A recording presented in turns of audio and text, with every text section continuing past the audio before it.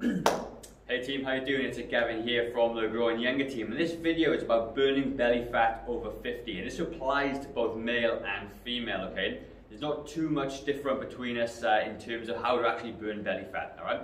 So I'm Gavin, I'm a personal trainer, I'm a nutrition coach, I'm a functional aging specialist, and basically that means we help people over the age of 40 and above lose weight, get fit, get stronger, stave off the negative effects of aging. And what we're trying to do, we're trying to put the fitness myths to rest and basically make gym areas and workouts and weight training more accessible for people over the age of 40, okay? As a result of that, we're doing such a good job at this, is that literally we have been nominated for an award for the Fitness Industry Awards in New Zealand 2020, and we've just made it through to the finals in the innovation category, because we're the only people in New Zealand that are helping, and we have a program helping people over the age of 40 do the things I've just spoken about.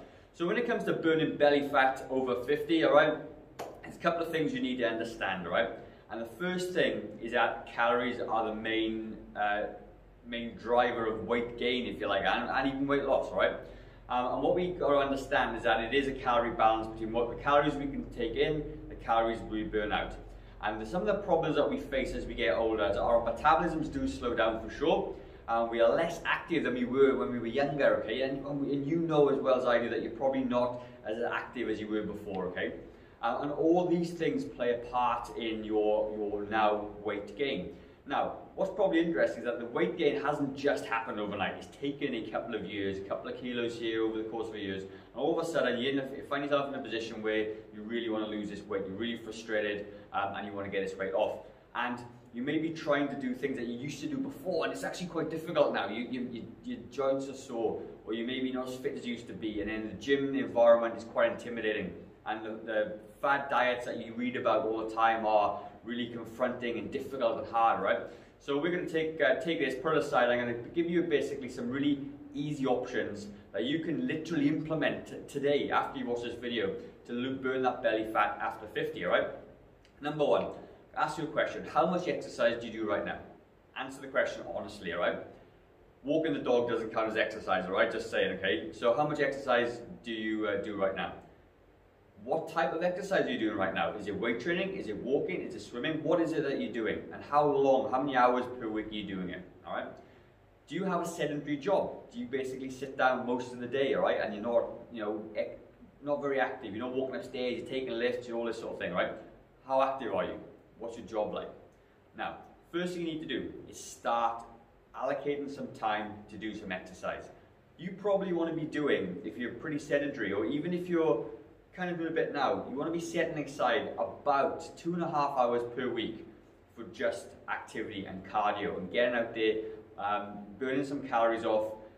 But when I'm talking about burning calories off, when you go for a walk, okay, you don't want to be just bimbling around as if it's like looking at the sunshine. You need to be getting best foot forward, get yourself going, get the heart rate up, get the puffing and panting. And you know instinctively that the harder that you work in that cardio session, the more calories you will burn, all right? If you're walking slowly, you're not going to burn many calories. If you sprint, you burn more calories. But the problem with those is that if you're walking really slowly, you're not going to burn enough to make an effort, to have an overall effect on your weight loss. And if you're going too hard and too fast, then you're not going to be able to do it for long enough to make a worthwhile calorie burn, right? I've discussed this before in another video, which I'll link above. So you want to be doing moderate, steady state cardio. Lots of reasons for this, okay? Gets your heart rate going, you can burn more calories over the course of an hour, you can do it for longer, you're easy to recover from the next day, you don't have to be super fit to do it, anyone can do it, right? That's the first thing. Next thing I'm going to talk about is weight training. Are you weight training? Are you using resistance, like machines and cables and bands, okay? If you're not, you need to start. Absolutely, your muscle mass will decline, okay? It declines a couple of percent every decade as you get older. And the older you get, the more muscle mass you're going to use and lose. And if you're weight training, you can actually offset that. And you can create some new muscle, you can get stronger, you can get fitter. It does wonders for your body, okay? And it does actually speed up your metabolism a little bit. Is this a massive increase? No, of course it isn't. But every single little thing helps, all right? Next thing you look at is your nutrition, all right? Now, I talk about calories all the time. Calories are the king. You can do a couple of things. You can start tracking your calories, which I think is a really good idea, and then you will understand how many calories in the foods that you eat, all right? Now, I'll ask you a question. how many calories, all right, were in that glass of wine you drank last night? Okay, leave a comment down below. See if you can guess, all right? And I'll tell people the right answer. How many calories were in that banana you ate for breakfast this morning? Okay. Now, if you don't know the answer to these questions, you need to know the answer to these questions, because you're going to start saying to yourself, yeah, but you know, I track calories, but it doesn't work. Okay, if you're doing it and you're not accurately tracking, then you're not going to be able to see the results that you want. It's like your bank account, yeah. Okay, if you don't, or your budget, if you don't look at the money coming in and out, okay, you're going to be in debt. You're going to have bills to pay. And as the old saying goes, you can't manage what you don't measure. And I'm not saying you need to track calories forever, but what I'm saying is that you need to track them initially to find out where that is for you. And a really good, simple way to do it is for 1 week, you're going to say, right, I'm going to really do this. I'm going to go all in, get this done, right? And you're going to weigh your food all week. You're going to plan your meals all week for 7 days. You're going to weigh on day 1, weigh on day 7. And once you've done all those things and you just eat, you know, as you do, weigh all the food, count all the calories, use a really cool app like MyFitnessPal, dead easy, really simple. And what is the result going to be? If the result is no weight loss, it means that the calories you've eaten that week are the same as what you always do. So you're in this sort of equilibrium. If you gain weight, it means you ate too much. If you lose weight, it means you've eaten a little bit less than you should. And that is cool. Then you manipulate this stuff and then you get it down, right? So for me, why should you listen to me? Well, I've lost 20 kilos. I've kept it off for 10 years. 10 years. I was a fat child, a fat adult. I was a fat teenager. And I've managed to do it because I'm aware of the calories that I take in. I'm aware of the exercise that I do, all right? And what's really interesting, over the course of the last 10 years, you know, I'm really in tune with what I do now, and I really, you know, track what I do because it's important. And one of the key things I come from is that my exercise stays the same. I exercise 4 or 5 times a week on average. But as soon as my calorie intake goes up, for whatever reason, I've had a bad weekend, I've had a couple of weeks, I'm not feeling so great, and I'm just eating whatever I feel like, my weight will creep up. The moment that I decrease my calories again, weight comes down again. That is simple, guys. It is really that simple, okay? There's no, you know, hocus pocus here. I'm not going to tell you some other BS about, you know, whatever it is, and stress and cortisol. All those things play a part for sure. But let's get to the basics today. Let's just control what you can control. That is what you take in your body, what you eat, and how much you move. You can control those 2 things astronomically. You can do those things, okay? Really, really important. So, talk about exercise, talking about calories. Then it comes down to what types of foods, right? Now, you must start choosing foods that are nutrient dense, but low in calories. Really good example. And I'm going to let you do some work. You need to research this stuff, and you need to sort of, you know, understand this stuff for yourself. So, you get a potato and you've got some pumpkin, right?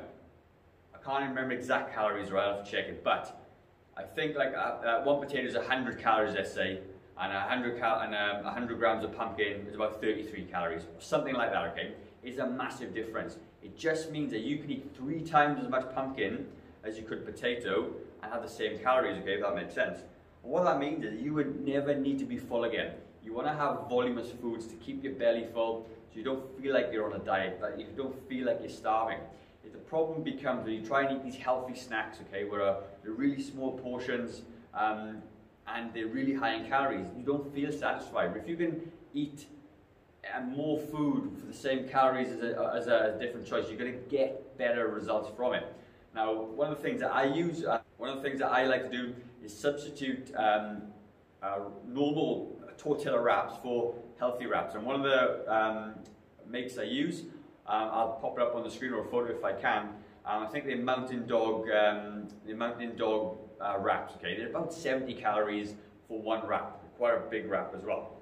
And if you look at a normal tortilla wrap, they're about 230 calories for 1 wrap. Which means that when I had like my breakfast wrap this morning, I had 2 wraps for the you know, and it was still less calories than 1 normal tortilla wrap. Okay, they're the smart food choices that you must make in your diet to make it happen. And if you don't do those things, okay, you're not going to be able to sustain your weight loss. That leads me to the next thing. You must choose a diet and a way of eating that's going to last a lifetime. I have people come into our gym all the time, and they basically say, oh, I've started a keto switch, or I've started this, I've started that. And the first question I ask them is, can you do this for the rest of your life? Nearly 90% of them say, no, I can't. why even go on that diet in the first place? Because if you can't do this thing for the rest of your life, then you've defeated the whole purpose. All right. And it's just like, you know, you want to go on a diet, you don't want to be yo-yo dieting, you want to be able to lose weight consistently and maintain a healthy weight when you get to where you want to be, and you need to understand the process of how to do that. And that is why I talk about tracking what you do. Track your calories for a little while, track your output, track your cardio, track your weight training sessions, all those things, and you'll understand where things are. And once you know where your baseline is, once you know that point where you're not losing weight, and you know what your calories are, you know what your exercise, then you can manipulate all these factors really, really simply, because you know and you understand, right? It is that simple.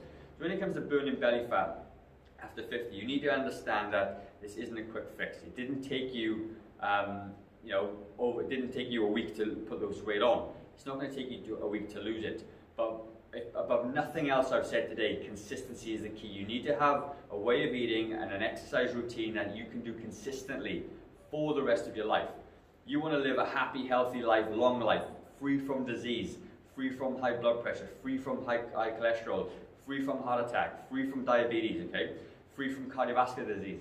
And that is what we do at Growing Younger. We know that people are coming to us with these problems because they've neglected their health for so long.